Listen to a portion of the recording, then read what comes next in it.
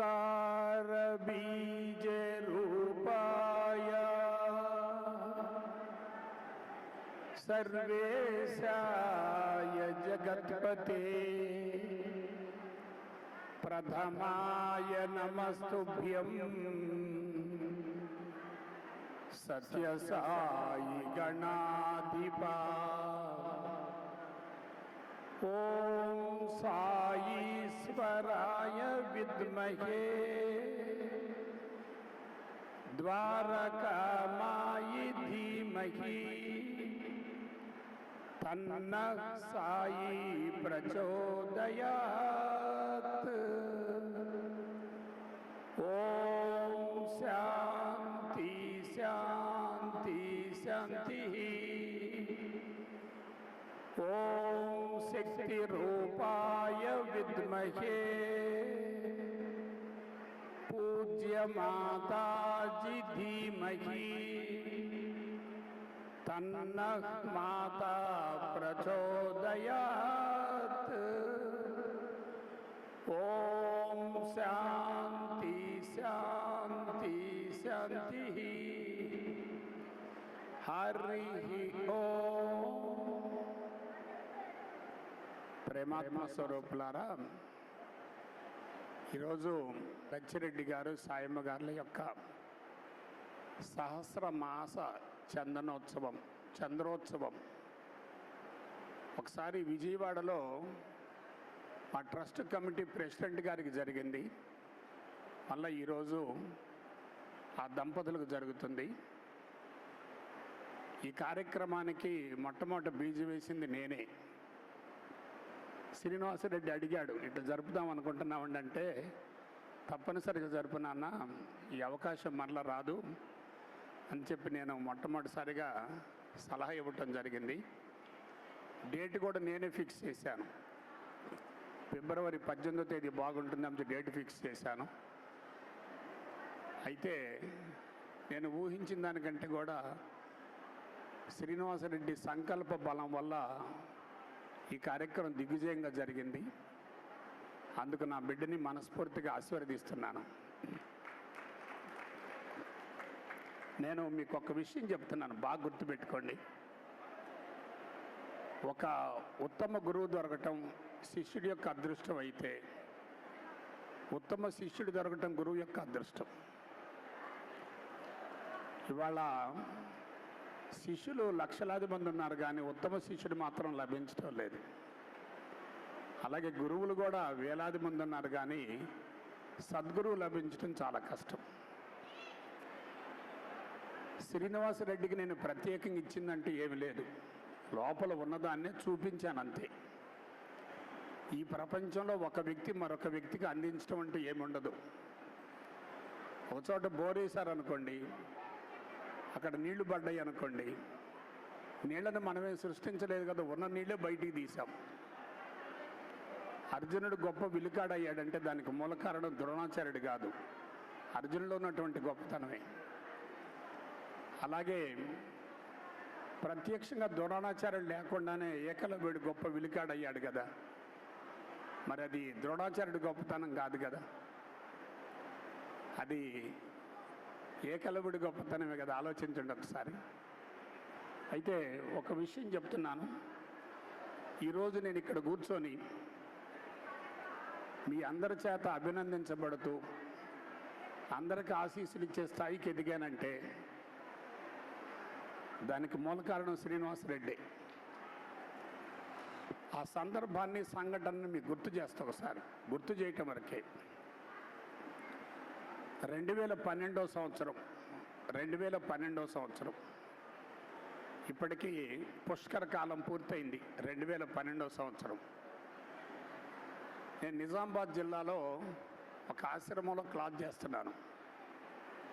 నిజామాబాద్ జిల్లాలో ఒక ఆశ్రమంలో క్లాసు నిర్వహిస్తూ ఉన్నా, నేను మాతాజీ ఇద్దరం కలిసి. శ్రీనివాసరెడ్డి తెల్లవారుజాము 4:30-5ంటికి ప్రతిరోజు ఫోన్ చేసేవాడు. గురూజీ, మీకు ఏమైనా ఆర్థిక ఇబ్బందులు ఉన్నాయా, ఉంటే నా వంతు నేను ప్రయత్నం చేస్తానని చెప్పి రోజు ఫోన్ చేసేవాడు. దానికి మూల కారణం ఏంటంటే, నేను ఒక రైతు బిడ్డగా ఉండి ఆధ్యాత్మిక నేపథ్యం లేకుండా కేవలం బోధనానుభవాన్ని ఆధారంగా చేసుకొని రజోగుణంతో తొందరపడి సంస్థను స్థాపించటం, ఆ తర్వాత నేను మాతాజీ గారి కార్యక్రమాలు నిర్వహిస్తూ ఉండటం, గురూజీల ద్వారా కొన్ని సమస్యలు ఎదుర్కొన్నాను, ధ్యానుల ద్వారా కొన్ని సమస్యలు ఎదుర్కొన్నాను, చాలా ఇబ్బంది పడుతున్నాను. ఒక దశలో కార్యక్రమాలను కొనసాగించలేనేమో అనే అనుమానం వచ్చింది. ఇక కార్యక్రమాలను కొనసాగించలేనేమో అనుమానం వచ్చి ధ్యానమాలికలో ఒక వాక్యం రాశాను. ధ్యానమాలిక మాసపత్రికలో ఒక వాక్యం రాశాను. ఏమిటి వాక్యం అంటే, భవిష్యత్తులో ధ్యాన మండలి కొనసాగటం బహు కష్టం, సంస్థను మూసివేసే అవకాశాలు ఉన్నట్టుగా నేను ఒక 2 లైన్లు రాశాను ధ్యానమాలికలో. శ్రీనివాసరెడ్డి అది చదివాడు. గురూజీ, నేను చాలా సంస్థలను చూశాను, చాలామంది గురువులు చూశాను, మీరిచ్చే విధానం కానీ మీరు అందించేటటువంటి పద్ధతి కానీ ఎక్కడా లేవు, దయచేసి సంస్థను మూసేయాలి అనే మాట మాత్రం వాడకండి, మీకు ఏది కావాలంటే నేను ఇస్తానని చెప్పి అన్నాడు. కాదయ్యా, మట్టపల్లిలో గొడవలు జరిగి అక్కడి నుంచి నన్ను బయటికి పంపించారు.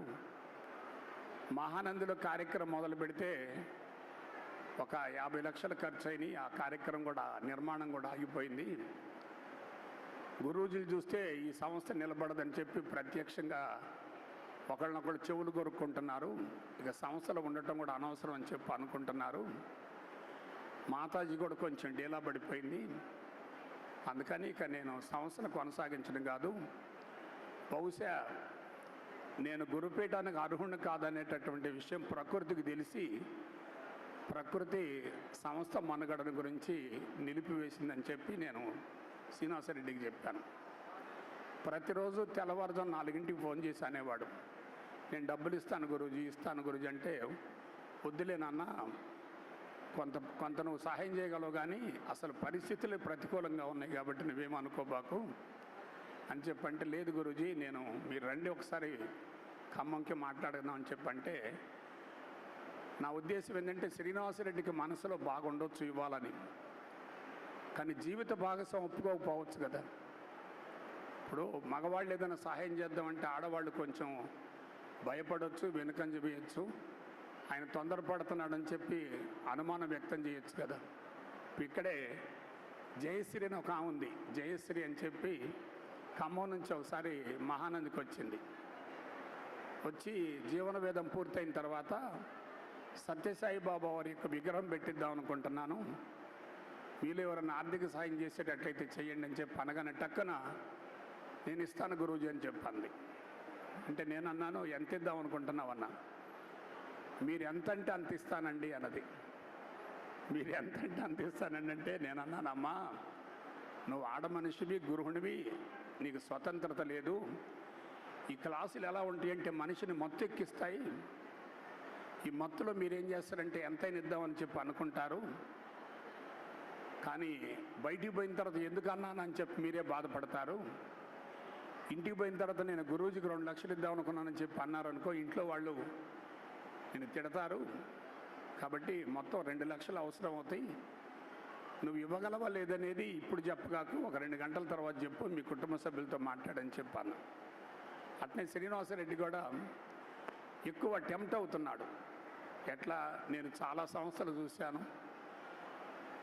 అన్ని సంస్థలలో చాలా లోపాలు ఉన్నాయి, మీరు ఇచ్చేటటువంటి విధానం బాగుంది కాబట్టి మన సంస్థ కొనసాగాలని చెప్పి శ్రీనివాసరెడ్డి మనసులో బాగుపడింది. అప్పుడు నేను అన్నాను, వచ్చి నేను ఉమాతో కూడా మాట్లాడతాను, ఇద్దరు కలిసి నిర్ణయం తీసుకుందామని చెప్పి అన్నాను. వచ్చాను, వచ్చిన తర్వాత నాకు టిఫిన్ పెట్టారు. అప్పటికి ఒక 23 లక్షల అప్పులు ఉన్నాయి. చాలామంది ఫోన్లు చేస్తున్నారు, గురూజీ మన సంస్థ నుంచి నాకు ఇనుముకు అంత ఇంత రావాలి, సిమెంట్కి ఇంత రావాలి, కంకర దోలేము, ఇంతవరకు మాకు డబ్బులు ఇవ్వలేదని చెప్పి మహానంది ఆశ్రమానికి సంబంధించి కొన్ని అప్పులు ఏర్పడ్డాయి. అప్పుడు వచ్చిన తర్వాత మరి ఇద్దరు ఏమనుకున్నారో నాకు తెలియదు, ఒక సంచిలో డబ్బులు పెట్టారు. డబ్బులు పెట్టి గురూజీ ఇది మీకు ఇస్తున్నాం అని చెప్పి అన్నారు. అంటే నాకు వద్దయ్యా, అప్పులను పిలిపిస్తాను, నంద్యాల నుంచి పిలిపిస్తాను వాళ్ళని, వాళ్ళకి మీరే ఇవ్వండి, నా చేతి మీద ఇచ్చే కంటే మీ చేతి మీద ఇస్తే బాగుంటుందని చెప్పి నేను ఇద్దరికి చెప్పాను. ఉమా అయితే లిఫ్ట్ దిక్కు కిందకు వచ్చి ఆ సంచిని తాకి, నేను కారులో కూర్చున్న తర్వాత కారును తాకి నాకు దండం పెట్టి వెళ్ళిపోయింది. మరి నాకు ఇద్దరు కొడుకులు ఉన్నారు కదా, నేను వాళ్ళకి చెప్పుకోలేదు కదా, వాళ్ళు నన్ను అడగలేదు కదా. మరి ఈ కొడుకు ఏం చేశాడు? నాకు ఇద్దరు కొడుకులు ఉన్నారు, వాళ్ళకి ప్రాపర్టీస్ ఉన్నాయి, ఓన్ ప్రాపర్టీస్ ఉన్నాయి, వాడిద్దరు జాబ్ చేసుకుంటున్నాడు. మరి ఈ కొడుకు ఏం చేశాడు? నాకు ధ్యానమాలికలు వచ్చినటువంటి 2 వాక్యాలను ఆధారంగా చేసుకొని, గురూజీ మీరు ఆపదలో ఉన్నారు, ఇబ్బందుల్లో ఉన్నారు, ఆర్థిక బాధలు ఉన్నారు కాబట్టి మీకు నేనున్నానని చెప్పి చేయూతనివ్వటం అంటే ఆధ్యాత్మికత అంటే ఏందో చెప్పనా? కులాలకి, మతాలకి, వర్గాలకి, ప్రాంతాలకి, పార్టీలకు అతీతమైంది ఆధ్యాత్మికత. ఎవరికి సాధ్యమో చెప్పండి. ఇంకొక సందర్భం చెప్తాను. గురూజీ నేను కారు బుక్ చేసుకుంటున్నాను, మీకు కూడా కారు తీసుకుంటాను అన్నారు. అక్కడ ఇద్దరు కొడుకులు ఉన్నారు కదా, వాళ్ళు రక్త సంబంధంతో పుట్టేటువంటి కొడుకులు కదా. ఈ కొడుకు మరి ఆత్మబంధంతో పుట్టిన కొడుకు కదా, ఆత్మబంధంతో నా దగ్గర ఉన్నటువంటి కొడుకు కదా. తర్వాత నేను అన్నా, నాకు వద్దమ్మా, కార్లో ఏం వద్దు, అవసరం లేదని చెప్పాను. లేదు గురూజీ మాతాజీ ఇబ్బంది పడుతుంది, కారు బుక్ చేస్తానని చెప్పంటే అప్పుడు నేను అన్నా, శ్రీనివాసరెడ్డి కారు తీసుకుందాం అంటున్నాడు, మరి మీ సంగతి ఏందన్నా. నేను అయ్యో అదేంది, మేము కూడా ఇస్తామని చెప్పి వాళ్ళు అన్నారు. తర్వాత కారు బుక్ చేశాము. కానీ కారు డెలివరీ కాకముందే మాతాజీ గారు దూరం అయ్యారు. ఇక ఆ కారు అవసరం లేదని చెప్పి వదిలేసుకున్నాం. ఇంకొక ఇన్సిడెంట్ చెప్తాను. ఉమా, శ్రీనివాస్ ఇద్దరు కూడా మా ఇంటికి వచ్చారు, కింద రూమ్లో కూర్చున్నారు. ఇద్దరు వచ్చారు, కింద రూమ్లో కూర్చున్నారు. మాతాజీ పైనుంచి కిందకు దిగింది, కాళ్ళు బాగా ఇబ్బంది పడుతూ నడుస్తుంది. అప్పుడు అన్నాడు శ్రీనివాసరెడ్డి, మాతాజీని మా ఇంటికి పంపించిన గురూజీ, నేను మోకాళ్ళకి ఆపరేషన్ చేసి పంపిస్తానన్నాడు. చెప్పండి, మీరు ఆధ్యాత్మికత ఎక్కడుందనుకుంటున్నారు? కళ్ళు మూసుకుని మెడిటేషన్ కూర్చుంటే ఆధ్యాత్మికత కాదే.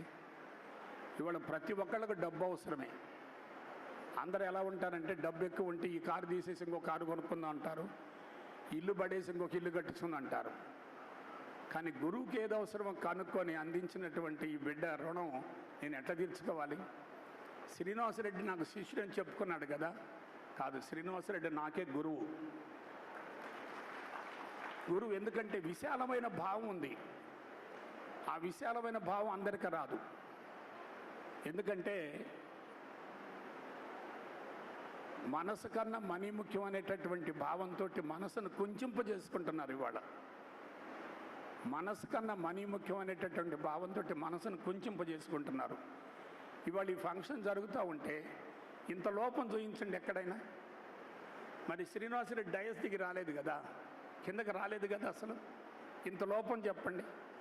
ఫుడ్లో కానీ, గిఫ్ట్లో కానీ, అరేంజ్మెంట్స్లో కానీ, కల్చరల్ యాక్టివిటీస్లో కానీ ఎక్కడ కూడా ఇంత లోపం లేదే.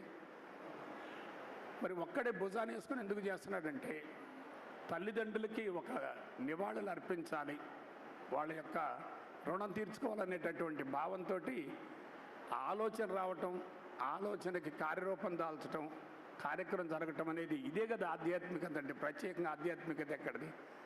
చాలామంది గదులు కూర్చొని మెడిటేషన్ చేస్తుంటారు, పిల్లికి బిచ్చమయ్యారు అసలు. ఇంకా ఎవరైనా ఏమనేస్తే బాగుండు అనుకుంటారు. అది మెడిటేషన్ ఎట్లా అవుతుంది చెప్పండి? అందుకని నేను ఎక్కువ చెప్పటం కాదు, ఒక్క విషయం చెప్పి మీకు నెక్స్ట్ కార్యక్రమానికి వెళతాను. మీరు అందరూ ఏమనుకుంటున్నారంటే ఆధ్యాత్మికత చాలా కష్టం, ఒక్క బిశ్వయ్య గురుజీకే సాధ్యం అవుద్ది, బిశ్వయ్య గురుజీ యొక్క శిష్యుడిగా ఉన్నటువంటి శ్రీనివాసరెడ్డికే సాధ్యం వద్దని చెప్పి మీరు అనుకుంటున్నారు. ఆధ్యాత్మికత గురించి నేను ఒక్క వర్డ్ చెప్తాను. భూమండలం మొత్తంలో ఆధ్యాత్మిక మార్గం అంత సులభమైంది, మహోన్నతమైంది మరొకటి లేదు. Easiest path on the earth ఏంటంటే స్పిరిచువాలిటీ. దానికి ప్రత్యక్ష నిదర్శనం ఈ బిశ్వయ్య గురూజీ, ఇక్కడ ఉన్నటువంటి శ్రీనివాసే. నాకు ఎన్ని జబ్బులు ఉన్నాయి? 1 కాదు 2 కాదు. హోల్సేల్గా జబ్బులు ఉన్నాయి కదా, అన్ని జబ్బులు ఉన్నాయంటే మైండ్ ఎంత వీక్గా ఉందో మీరు ఆలోచించండి, మైండ్ ఎంత నెగిటివ్గా ఉంటుంది మీరు ఆలోచించండి. మరి 73 ఏళ్ల వయసులో జబ్బులు మొత్తం పోగొట్టుకొని ఆరోగ్యవంతంగా తయారైనంటే నేను అనుసరించినటువంటి విధానం ఎంత సాంకేతిక పరంగా ఉంది మీరు ఆలోచించుకోండి. దీనికి ఏంటి స్పిరిచువాలిటీ ఉన్నటువంటి టెక్నిక్ ఏందని చెప్తాను. భూమండలం మొత్తంలో ఆధ్యాత్మిక మార్గం అంత సులభమైంది మరొకటి లేదు, మహోన్నతమైంది కూడా మరొకటి లేదు. అదేమిటంటే నీ గురించి నువ్వు తెలుసుకోవటం ఆధ్యాత్మికత. దీన్ని ఏమంటారంటే ఉద్ధరేదాత్మనాత్మానం అంటారు. దీనికి 3 మాటలు చెప్తాను. If you know your psychology you can know the psychology of others. నీ మనస్తత్వం నీకు తెలిసిందనుకోండి, అందరి మనస్తత్వం తెలిసిపోద్ది. నాకు 4 ఏళ్ల వరకు ఎవరింటనే తెలియదు, అసలు ఎవరింటనే తెలియదు. ఇప్పుడు ఒక మనిషిని చూడగానే ఆ మనిషి యొక్క మనస్తత్వం ఎలా ఉంటుంది, అతని ప్రవర్తన ఎలా ఉండేది, ఎటువంటి జీవితం కొనసాగించి నాకు తెలిసిపోతా ఉంది. If you know your psychology you can know the psychology of others. రెండో వాక్యం చెప్తాను. If you study your mind you can study the minds of others. నీ మైండ్ కనుక నువ్వు చదువుకుంటే నీ యొక్క మేధస్సు నువ్వు చదవగలిగితే అందరి మేధస్సులు అర్థమైపోతాయి. If you study your life you can study the lifes of others. అందరికీ తెలిసిపోతాయి, ఏమీ లేదు. కానీ ఆధ్యాత్మిక మార్గం ఎందుకు కష్టం అవుతుందంటే నీ గురించి నువ్వు తెలుసుకోవడం చాలా కష్టం, వేరే వాళ్ళ గురించి తెలుసుకోవడం చాలా సులభం. కళ్ళు మూసుకుంటే నీ గురించి నువ్వు తెలుసుకుంటావు, కళ్ళు తెరిస్తే ప్రపంచాన్ని గురించి ఆలోచిస్తూ ఉంటావు. ప్రపంచాన్ని గురించి ఆలోచిస్తూ ఉంటే సమాచారం పెరుగుద్ది, నీ గురించి నువ్వు ఆలోచించుకుంటూ ఉంటే సమాచారం కరిగిపోద్ది. ఆ విధంగా ఆ ఈజియెస్ట్గా ఉన్నటువంటి దాన్ని నేను అప్లై చేసుకున్నాను, జీవితానికి అన్వయించుకున్నాను, ఫలితం పొందాను. భవిష్యత్తులో శ్రీనివాసరెడ్డి కాదు, ఖమ్మం పట్టణం గర్వించే విధంగా నేను తయారవుతా. ఖమ్మం పట్టణం గర్వించే విధంగా నేను తయారవుతా. ఎందుకంటే చాలామంది ప్రత్యక్షంగా పరోక్షంగా సంస్థను పోషించారు, సంస్థను కాపాడారు, సంస్థ పునాదులు పటిష్టం చేశారు. కాబట్టి భవిష్యత్తులో వాడు రుణం తీర్చుకోవాలంటే నా గురించి నేను తెలుసుకొని నేను ఎదుగుతూ ఉంటే అన్నీ జరిగిపోతాయి. ఇప్పుడు ఈ సహస్ర మాస చంద్ర దర్శన మహోత్సవం వేడుకల సందర్భంగా శ్రీనివాసరెడ్డి ఏమో వాళ్ళ అమ్మా నాన్న గురించి రాశాడు, ఆ తర్వాత గురూజీ గురించి మాతాజీ గురించి రాశాడు, సత్యసాయిబాబా గురించి రాశారు, ధ్యానమడ గురించి రాశాడు. నేను మాత్రం వాళ్ళ గురించి రాయలేదు, కేవలం శ్రీనివాసరెడ్డి గురించే రాశాను నేను. అదొకసారి చదువుతాను, 2 minutesలో అయిపోద్ది. ఇటు తిప్పండి కొంచెం. ఇక్కడ మాతాజీ ఎప్పుడో ఒక పాట పాడుతూ ఉంటుంది, మీకు గుర్తుందో లేదో నేను ఒకసారి గుర్తు చేస్తాను. తనువిచ్చిన తల్లిదండ్రికి తొలి వందనం, తనువిచ్చిన తల్లిదండ్రికి తొలి వందనం, ఆ తనువుకు మా మనసుకు ఒక గమ్యాన్ని చూపించే గురుదేవులందరికీ వందనం వందనం అభివందనం. ఎంత మంచి వాక్యం చూడండి. తనువిచ్చిన తల్లిదండ్రికి తొలి వందనం, ఆ తనువుకు మా మనసుకు ఒక గమ్యాన్ని చూపించే గురుదేవులందరికీ వందనం వందనం అభివందనం అంటూ మాతాజీ గడ నుండి వెలువడిన ఈ అమృత వాక్కులను ఎన్నోసార్లు విన్నాను. నేను ఎన్నోసార్లు విన్నాను మాతాజీ పాటని. అయితే నేను అంశాన్ని ప్రస్తుతం మన శ్రీనివాస్ జీవితంలో ప్రత్యక్షంగా దర్శించాను, శ్రీనివాస్ జీవితంలో ప్రత్యక్షంగా నేను చూశాను. ఇది నేను ఎగ్జాజరేషన్ కోసం పొగడతల కోసం చేయటం కాదు, నేను చూశాను.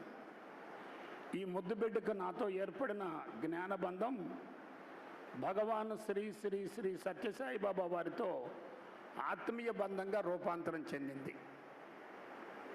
అందుకే ఈ ముద్దుబిడ్డ సంస్థకు పునఃప్రాణ ప్రతిష్టం చేస్తే చనిపోయేటటువంటి వ్యక్తికి తులసి తీర్థం పోసి బతికించినట్టుగా 2012వ సంవత్సరంలో ఆనాడు గనక శ్రీనివాసరెడ్డి కొంచెం ముందుకు రాకపోతే ఈనాడు నేను సంస్థ నిలబడేది కాదు.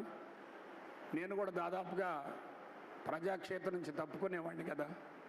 అందుకే ఈ ముద్దుబిడ్డ సంస్థకు పునఃప్రాణ ప్రతిష్టం చేస్తే ఈ కుటుంబానికి నేను మూలస్తంభాన్ని అయ్యాను. శ్రీనివాసరెడ్డి కుటుంబానికి నేను మూలస్తంభాన్ని అయ్యాను. ఎందుకంటే ఏ చిన్న కార్యక్రమం జరగాలన్నా శ్రీనివాసరెడ్డి నాకు చెప్పకుండా చేయడు. ఎందుకంటే ఆ గౌరవం ఉంది, ఆరాధన భావం ఉంది, శరణగతి ఉంది. భారతీయులంతా భగవంతుని వైపుకు ఆకర్షింపబడుతూ తల్లిదండ్రులను పూర్తిగా విస్మరిస్తున్నారు. వాస్తవానికి భగవంతుని ప్రతిరూపాయలైన తల్లిదండ్రులను ఆరాధించడమే స్వచ్ఛమైన ఆధ్యాత్మికత అవుతుంది. ఈ విషయం అందరికీ బోధపడినా ఆచరించేవారు కనుమరుగవుతున్నారు. శ్రీనివాస్ మాత్రం ఆ విషయాన్ని జీవితానికి అన్వయించుకున్నాడు. కోట్లాది మందిలో కొద్ది మందికి మాత్రమే ఈ సువర్ణ అవకాశం లభిస్తుంది. ఉమా శ్రీనివాస్ దంపతులు, కుటుంబ సభ్యులు, కూతురు, అల్లుడు, మనవళ్ళు, మనవరాళ్ళు, మేనలళ్ళు మరియు వారి జీవిత భాగస్వాములను అందరినీ ఈ సందర్భంగా మనస్ఫూర్తిగా అభినందిస్తూ అందిస్తున్న సప్తస్వరాలు అంటే 7 పద్యాలు ఉన్నాయి. తల్లిదండ్రులను మించిన ప్రత్యక్ష దైవాలు ఈ భూమిలో ఉండరు కదా. ఇప్పుడు నేను ఒక చిన్న ఎగ్జాంపుల్ చెప్తాను. ఒక బాబా కానీ, గురూజీ కానీ, స్వామీజీ కానీ మీకు ఏం చేస్తారయ్యా? తల్లిదండ్రులు కదా మొత్తం చేసేది. గురూజీ ఏం చేస్తాడు, బాబాయ్ ఏం చేస్తాడు, స్వామీజీ ఏం చేస్తాడు? ఎదురుగా మలమూత్రాలు వచ్చేది తల్లి, చెమటోటి కష్టపడి సంపాదించి కుటుంబాన్ని పోషించే తల్లి కదా. ఆ తల్లిదండ్రులు పెట్టి మనం ఎక్కడెక్కడ తిరుగుతాం ఎందుకు? తల్లిదండ్రుల రుణం ఏమిచ్చినా, ఎంత ఇచ్చినా ఏ విధంగానూ తీరదు కదా. తల్లిదండ్రులను పూజిస్తేనే మన జన్మకు సార్థకత చేకూరుతుంది కదా. తల్లిదండ్రుల సేవయే అసలు సిసలైన స్వచ్ఛమైన సాధన అవుతుంది కదా. చెప్పండి, తల్లిదండ్రికి దండం పెట్టిన వ్యక్తి ఏ గుడికి వెళ్ళవలసిన పని లేదు. తల్లిదండ్రులను విస్మరించి గుళ్ళు చుట్టూ గోపురాలు చుట్టూ తిరగటం అంటే అపవంచన చేసుకోవటమే. అటువంటి మాతృమూర్తులను పూజించే వారే స్వచ్ఛమైన బిడ్డలు అవుతారు. అందుకోసం సమాయత్తమైన మన శ్రీనివాస్ దంపతులు కారణ జన్మలు. ఆ మాతృమూర్తులకు సహస్రమాస చంద్ర దర్శనోత్సవం నిర్వహించి ధన్యులయ్యారు మాతృమూర్తులు అంటే తల్లిదండ్రులకు. ఈ అద్భుతమైన ఈ వేడుక జరగటం మన ఖమ్మం పట్టణానికే గర్వకారణం. ఇంతవరకు ఎవరు జరపలేదు. చూసుకోండి, లెక్కేసుకోండి కావాలంటే. భవిష్యత్తులో జరుపుతారు, ఎందుకంటే శ్రీనివాస్ విత్తనం వేసాడు కదా. లక్ష్మీనారాయణులైన లచ్చిరెడ్డి సాయమ్మలు చేసుకున్న ఉత్తమ పుణ్యకర్మ ఫలమే ఈ యజ్ఞం. లక్షలాది మందిలో అతి కొద్ది మందికే దక్కుతుంది ఈ అరుదైనటువంటి అవకాశం. లక్ష్మీ కటాక్షం ఉన్నవారే నిర్వహిస్తారు ఇటువంటి మహోన్నత కార్యక్రమం. చూడండి ఎంత ఖర్చు అవుతుంది చూడండి. ఇంట్లో వాళ్ళకి బీపీ పెరుగుతుంది శ్రీనివాసరెడ్డి చేసే పనికి. వామ్మో ఏంటి ఖర్చు ఏంది, సామాన్యంగా లేదు. 100 మందికి బట్టలు అంటాడు, 200 మందికి అంటాడు, తెల్లారు వస్తే 350 మందికి అంటాడు. అసలు బడ్జెట్ పెరుగుతుంది, వాళ్ళకి బీపీ పెరుగుతుంది. ఈయన మాత్రం హ్యాపీగానే ఉన్నాడు. చూడండి ఎంత తేడా ఉందో. లక్ష్మీ మానసపుత్రులైన ఉమా శ్రీనివాస్ దంపతులకు దక్కుతుంది ఆ భాగ్యం. అరుదైన సత్కారం పొందుతున్న ఈ పుణ్య దంపతుల జీవితం ధన్యమైంది. అందుకు అన్ని విధాలా సహకరించిన కుటుంబ సభ్యులు ఎంతో ఉన్నతులు. అటువంటి ఆదర్శ కుటుంబం నాకు సన్నిహితం కావటం నా మహత్తర భాగ్యం. ఆ సత్యసాయినాథుని దివ్యాశీస్సులతో అండతో ఈ వేడుక పరిపూర్ణం. ధ్యాన మండలతో ఆ కుటుంబానికి 2 దశాబ్దాల ఆత్మానుబంధం. దానం, ధర్మం, దాతృత్వాలకు ప్రతిరూపంగా కొనసాగుతుంది వీరి జీవితం. ధ్యానం అంటే కళ్ళు మూసుకొని కూర్చుంటే కొనసాగేది కాదనేది ఎంతో నగ్న సత్యం. ధ్యాన ఫలాన్ని ప్రపంచానికి అందించడమే ప్రస్తుతం అందరి కనీస కర్తవ్యం. ఉమా శ్రీనివాసుల జీవితం అందరికీ ఆదర్శం కావాలనేది నా ఆకాంక్ష. ఉన్నతమైన భావాలతో ముందుకు సాగుతూ అందరి ప్రశంసలు పొందాలి. ఉత్తమమైన గురు పరంపర ఆశీస్సులు వీరి కుటుంబానికి దండిగా అందాలి. ఉదార స్వభావంతో అందరిచే మన్ననలు పొంది వీరి చిరంజీవులు కావాలి. ధ్యాన మండలి ఆత్మీయ కుటుంబ సభ్యులంతా ఐకమత్యంతో మెలగాలి. ధ్యాన మండలి పురోభివృద్ధి కోసం శ్రమించి మాతాజీ ఆశయం నెరవేర్చాలి. ధ్యాన మండలి భవిష్యత్తులో అద్భుతంగా విస్తరించాలి. అందరూ కృషి చేయాలి. నేను ఇక్కడ చెప్తున్నాను, మరోసారి చెప్తున్నాను, 2025 తర్వాత నా అంతరంగం విపరీతంగా ఎక్స్పాండ్ అవుద్ది. ఎందుకంటే నాకు 2 లేవు. స్వార్థం లేదు, అహంకారం లేదు. 2 నాకు లేవు. నాదంతా కమ్యూనిస్ట్ భావాలే. ఇప్పటికీ అప్పటికి ఎప్పుడు కమ్యూనిస్ట్ని నేను. ఖమ్మంలో ఉన్న కమ్యూనిస్టుల కంటే నేను ఉత్తమమైన కమ్యూనిస్ట్ని నేను చెప్తున్నాను కదా. ధ్యాన మండలి భవిష్యత్తులో అద్భుతంగా విస్తరించాలి, అందరూ కృషి చేయాలి. ధ్యాన మండలిని విస్తృతపరిచి మనం ఆ సాయినాథ రుణం తీర్చుకోవాలి. ఇట్లు ధ్యాన మండలి ఆత్మీయ కుటుంబ సభ్యులు జై గురుదేవ్, జై గురుదేవ్, జై గురుదేవ్. ఇది నేను 3 రోజులు కూర్చుంటే సబ్జెక్ట్ రాలే. నిన్న తెల్లవారుజామున లేస్తే 3ంటికి ఎవరో లేపారు. లేచి పెన్ను తీసుకున్నాను, ఇది వచ్చినాయి. మొట్టమొదటి 5 రాద్దాం అనుకున్నాను. శ్రీనివాసరెడ్డి అన్నాడు, సప్త స్వరాలు అన్నారు కదా గురూజీ, ఎప్పుడు రాస్తారన్నాడు. సప్తనేసరికి మరి 7 రావాలని చెప్పి ఇంకొక 2 కలిపాను. సో ఇందులో ఎగ్జాజరేషన్ ఏమి లేదు, పొగడ్తల కోసం కాదు, మెహర్బానీ కోసం కాదు. నేను మరొకసారి చెప్తున్నాను, భవిష్యత్తులో ఖమ్మం పట్టణం ఒక ధ్యాన మండలి విప్లవాత్మక కేంద్రంగా మారబోతుంది. ఇక్కడ బాగా జరుగుతాయి కార్యక్రమాలు. ఎందుకంటే ఎవరికి శిరస్సు వంచకుండా నమస్కారం చేయని వ్యక్తులు ఎక్కడుంటారో అక్కడే కార్యక్రమాలు బాగా జరుగుతాయి. పాదాల కోసం ప్రయత్నించే వాళ్ళు కాదు, పలుకుల కోసం ఆరాటపడేవాళ్ళు కావాలి. అటువంటి వ్యక్తులు ఇక్కడ ఉన్నారు. సుధాకర్ లాంటి వాళ్ళు, సత్యసాయి ధ్యాన మండలి సభ్యులు అందరూ ఉన్నారు. భవిష్యత్తులో బాగా కొనసాగుతాయి. నాకు కావాల్సింది ఒక్కటే, నాది ఒంటరి ప్రయాణమైనా సరే ఇటువంటి బిడ్డలు నాకుంటే నాకు ఎటువంటి ఇబ్బంది ఉండదు. అందరం కలిసి సంయుక్తంగా కృషి చేద్దాం. మనకు తెలిసినటువంటి సత్యాన్ని, అనుభవసాలను ప్రపంచానికి అందిద్దాం. ఇదే మీకు నేను ఇచ్చే సలహా. ఈ కార్యక్రమం దిగ్విజయంగా కొనసాగింది కాబట్టి అందుకు ప్రత్యక్షంగా పరోక్షంగా మూలకారకులైనటువంటి ప్రతి ఒక్కళ్ళకి హృదయపూర్వకంగా కృతజ్ఞత తెలియజేసుకుంటూ సెలవు తీసుకుంటాను. జై గురుదేవ్, జై గురుదేవ్, జై గురుదేవ్.